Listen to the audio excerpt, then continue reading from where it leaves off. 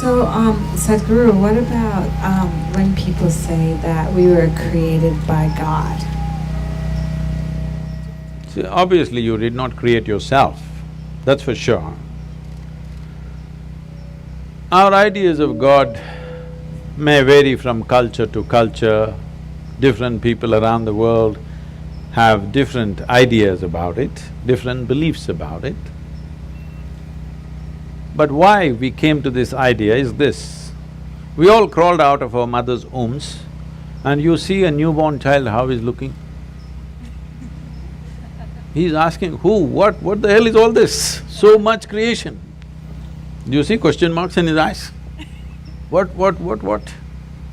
So much. Who did all this? Obviously first he looks at his mother. Well, the mother delivered you, but she can't deliver the planet. Then you look at your father, well, obviously he can't do all this. Then you looked at every other adult around you, nobody seems to be capable of doing all this. Then being human beings, we say, there is a big human being sitting up there. He does all this. I'm sorry ladies, he's a man.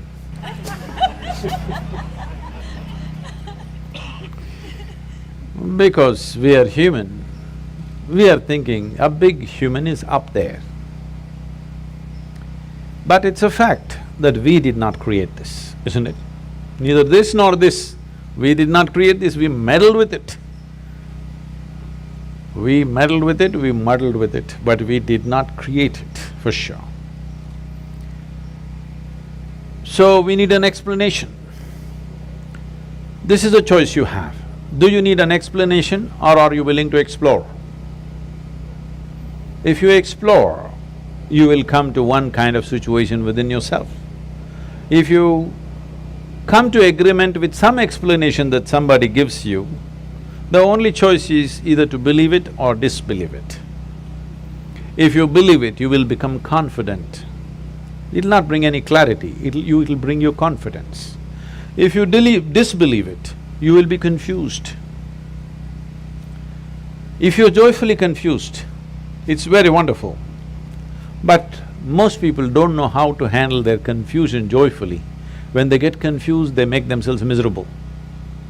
But the most wonderful thing in human intelligence is to recognize what you do not know as you do not know. Everything that you do not know, you believe. This is a serious problem. We have done terrible things to each other simply because I believe this, you believe that. Continuing to do it even now, isn't it, across the world? Because I believe one thing and you believe something else. Now if I let you live, my belief will suffer. The best thing is you're dead. Yes because you believe something else is the truth and I believe something else is the truth, now both of us can't live in one place. We can pretend for some time. When it comes to real issues, we can't be in one place. Why is it it's so difficult? If you really have a working intelligence, you must be able to see what I do not know as I do not know, isn't it? Is it not very human and very wonderful to see what I do not know, what's the big deal about it? If you see I do not know is an immense possibility. Only when you see I do not know, the possibility of knowing becomes a reality. If you see I do not know, the longing to know, the seeking to know, and the possibility of knowing becomes a living reality. Everything that you do not know, you believe. You have to be only among your kind. If you are with another kind of people, either they should not exist or you should not exist, that's all it'll lead to. So this is something that we have to come to, because human intelligence is at its best when it does not know. If I just think I know, I will become stupid because I have my conclusions about everything. If I see I do not know, intelligence is full on, isn't it? You want to keep your intelligence in a working mode or a off mode? You saving it for another place? No, I want to know because it looks like that. A lot of people are saving it for elsewhere.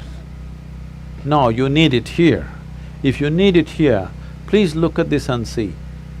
When you see I do not know, you become very conscious, very aware, very alert. Is it true? Yes. When you think I know, you do the dumbest and idiotic things, very gross things, yes or no? Yes. If you really see I do not know, you have fight with nobody. You have no fight with anybody, isn't it? Yes. I know is always a fight. So in the yogic culture, there is a phenomena. I'm calling this a phenomena because today, this evening, you may not understand what I'm saying, but if you invest some time and energy, you will understand. We identify with our ignorance, never with our knowledge. Because it doesn't matter how much you know, if you read the libraries on the planet, still what you know is the minuscule in this existence, isn't it? Hello? Yes. But your ignorance is boundless. Yes or no? Yes. So, if you're identified with your ignorance, you will be borderless, boundless human being. If you're identified with your knowledge, you will become a constipated human being. Constipated means it happens little by little. This is how life is happening right now.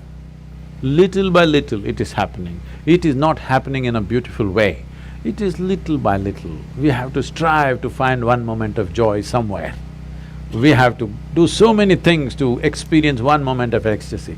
If you want to just live here, drenched with nameless ecstasies going on in every cell in your body, every moment of your life, then you must identify with your ignorance. You must come to terms with your ignorance. If you come to terms with your ignorance and pay enough attention, if you're ignorant, you naturally pay attention, isn't it? If you pay enough attention, you will see with all this scientific knowledge that we have, we still do not know one atom in its entirety.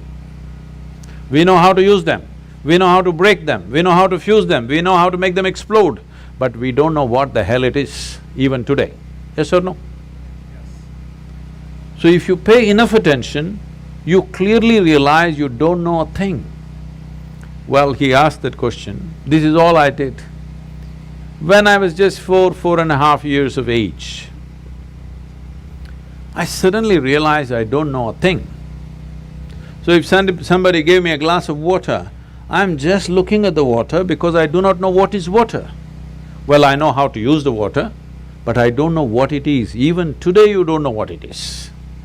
If I find a leaf, I'm staring at it for 4-5 hours. If I sit up in my bed, I'm just staring at the darkness for the entire night. My dear father, being a physician, he started thinking I need psychiatric evaluation. So this boy is simply staring at something all the time. My problem is I look at this, I still don't know this, so I'm not able to shift my attention to anything else. If I look at this, I'm just looking at this because I've still not figured this out.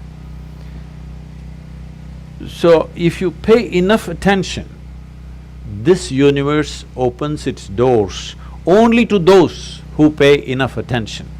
Whichever door has been opened for you in your life has opened because you paid attention to that dimension of life. Yes or no? Yes. That's the only way it works. Now, if your attention is such, it is not seeking anything, but it's simply attentive. It pays attention to everything. It does not decide an elephant is more important than an ant. It just pays attention to everything because this is the nature of creation. If you look at an ant, have you paid enough attention to an ant ever? I spent a lot of time with them. Believe me, it's one of the finest machines on the planet. Yes or no? If you had a car like this, you know, you could do all the California deserts effortlessly. It's such a fine machine, it's not a simple thing. If you pay enough attention to the ant, you will realize whatever created this ant, it did not pay any less attention to the ant than it paid to you. Yes or no? Yes. Then who the hell are you to decide who should get more attention and less attention? It is just that you have to sharpen your ability to pay attention, not to any particular thing, to simply pay attention. If you pay enough attention, Is it true this body, though you gave food from outside, this body was created from inside? Yes?